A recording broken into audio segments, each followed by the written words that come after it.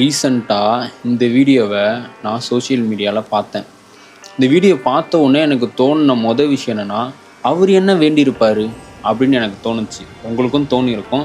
ஆனால் அந்த இடத்துல நம்ம இருந்திருந்தால் நம்ம கடவுள்கிட்ட என்ன வேண்டியிருப்போன்னு வந்து பார்த்திங்கன்னா, எனக்கு சொத்து வேணும், கார் வாங்கணும், வீடு வாங்கணும், நல்ல அழகான பொண்ணை கல்யாணம் பண்ணணும், இல்லை இன்க்ரிமெண்ட் வேணும், இல்லை உலகத்துக்கே எல்லாருக்கும் தெரிகிற மாதிரி ஒரு பெரிய பிரபலமாகணும், இல்லாட்டினா வேர்ல்டு டூர் போகணும், இந்த மாதிரி ஏகப்பட்ட விஷயங்களை வேண்டியிருப்போம். ஆனால் அவர் என்ன வேண்டியிருப்பார்? எனக்கும் அந்த டவுட்டு தான் இருந்துச்சு.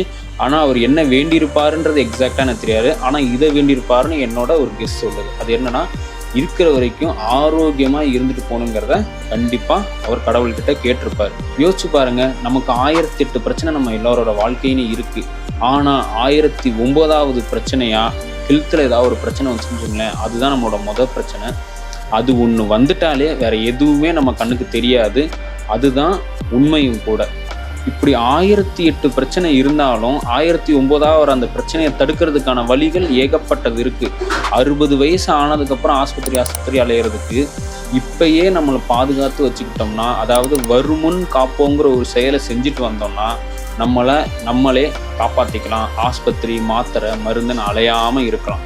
இவ்வளோ சொல்கிற நீ இதில் ஏதாவது ஒன்று பண்ணுவியான்னு கேட்டிங்கன்னா, நான் அதுக்கான முயற்சிகளில் தான் நானுமே இருக்கிறேன்.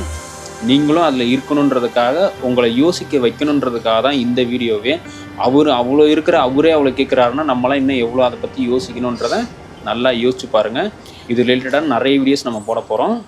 வெயிட் பண்ணி பாருங்கள்.